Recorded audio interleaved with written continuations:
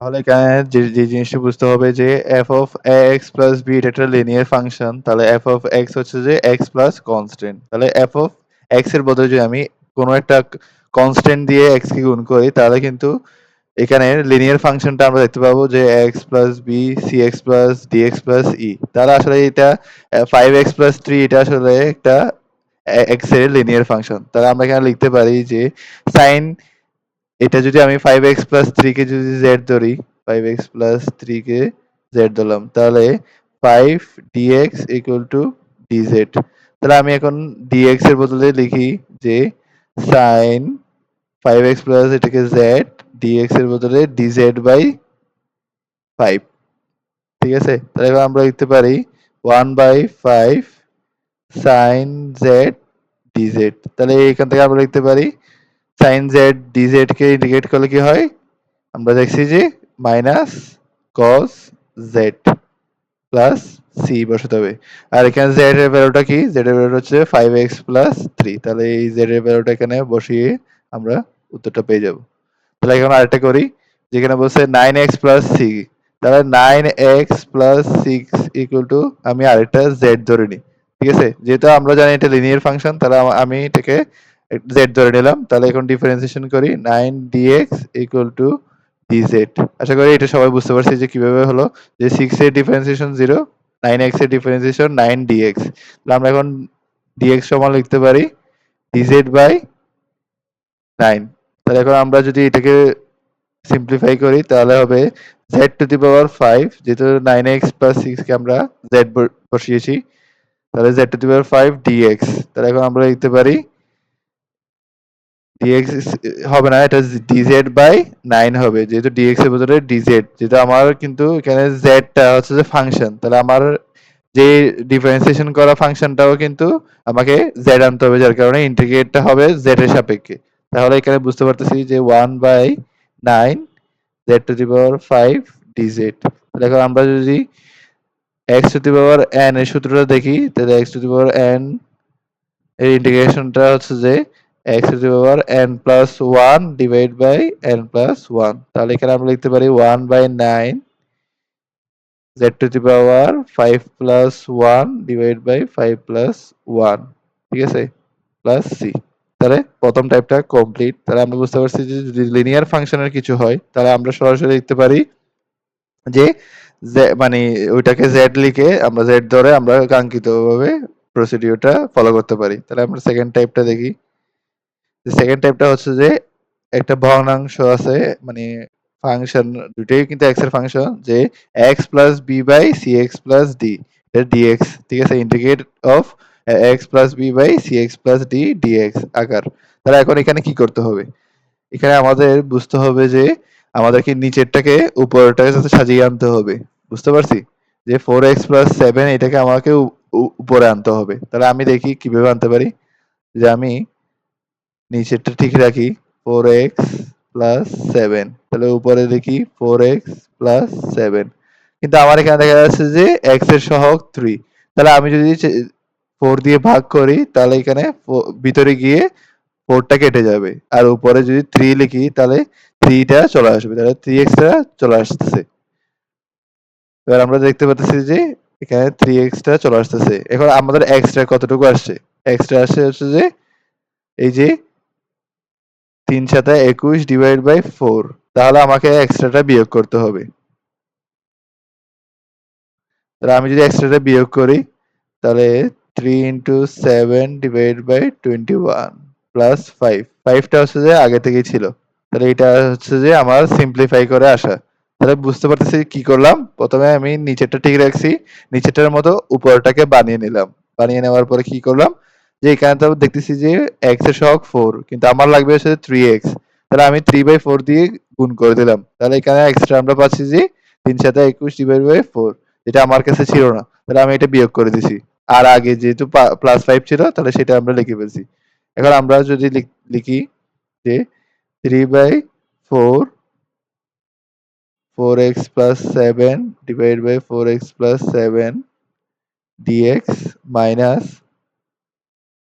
তাহলে এখানে কি থাকে আমরা 3 সাথে 21 আর এখানে মাইনাস 21 প্লাস 105 ডিভাইড বাই 21।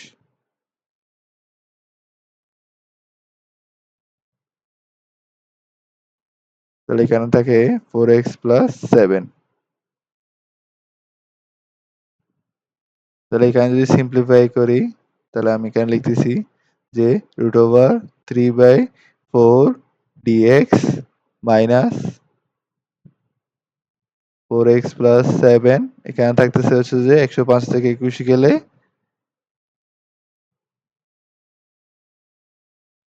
আচ্ছা এখানে 3 সাথে 21 ডিভাইড বাই 4, তাহলে এখানে 4 5 20 থাকে। ঠিক আছে, নিচে হচ্ছে 4, তাহলে 20, 4 5 20 আর 21, তার মানে হচ্ছে -1/4।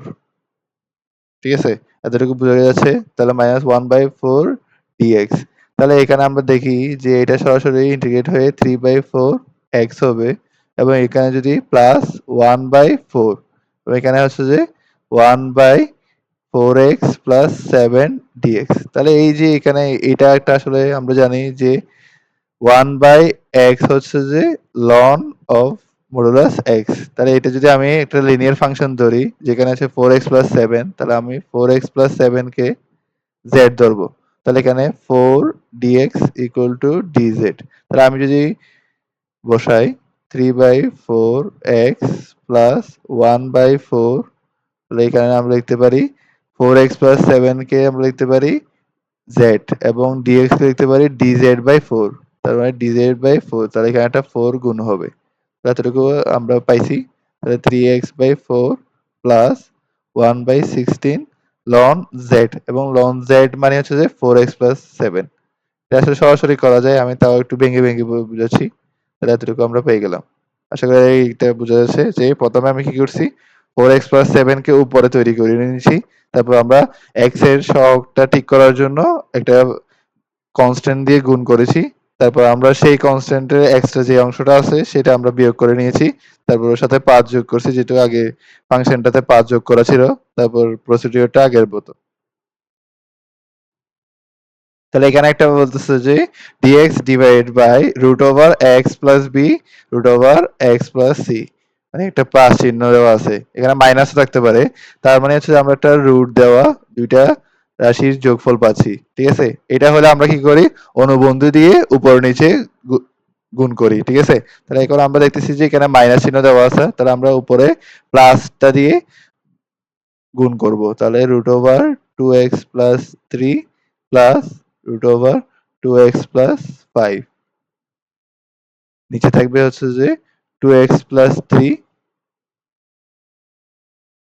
Minus 2x plus 5। আশা করি বুঝতে পারতেছো যে উপর নিচে যদি root over 2x plus 3 plus root over 2x plus 5 দিয়ে গুণ করি তাহলে এটা আসে। তাহলে এবার আমরা সিম্পলিফাই করলে নিচে আসতেছে 2x 2x কেটে যাচ্ছে 3 মাইনাস 5, তার মানে minus 2 root over 2x plus 3 plus root over 2x plus 5। তাহলে এখন আমরা লিখতে পারি মাইনাস 2 টাকে বাইরে নিয়ে আসি, মাইনাস হাফ। তাহলে ইন্টিগ্রেশনের একটা ধর্ম হচ্ছে যে ইন্টিগ্রেশনটা ডিস্ট্রিবিউট হয়ে যায়। তাহলে প্রথমে 2x প্লাস 3 dx প্লাস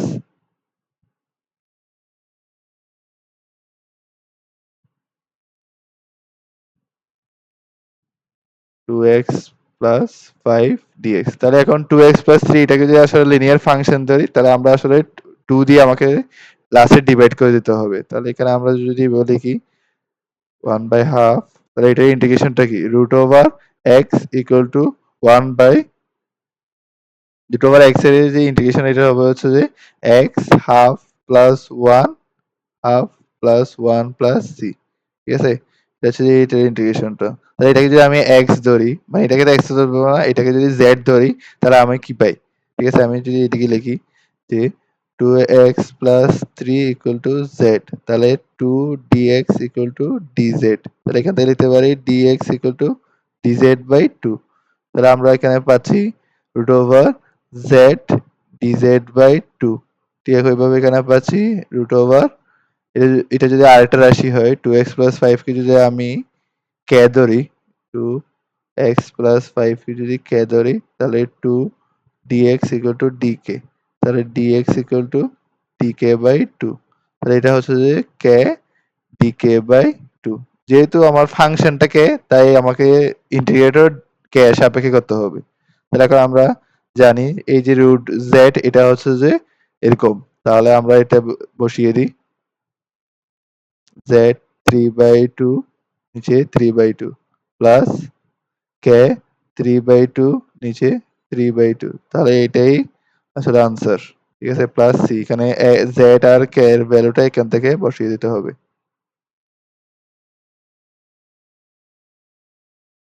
তাহলে z হচ্ছে যে 2x প্লাস 3, k হচ্ছে 2x প্লাস 5। তাহলে আশা করি এতটুকু বোঝা গেছে যে টাইপ 3 টা কিরকম, যে অনুবন্ধী দিয়ে উপর নিচে গুণ করতে হবে। তাহলে আরেকটা টাইপে চলে আসছি।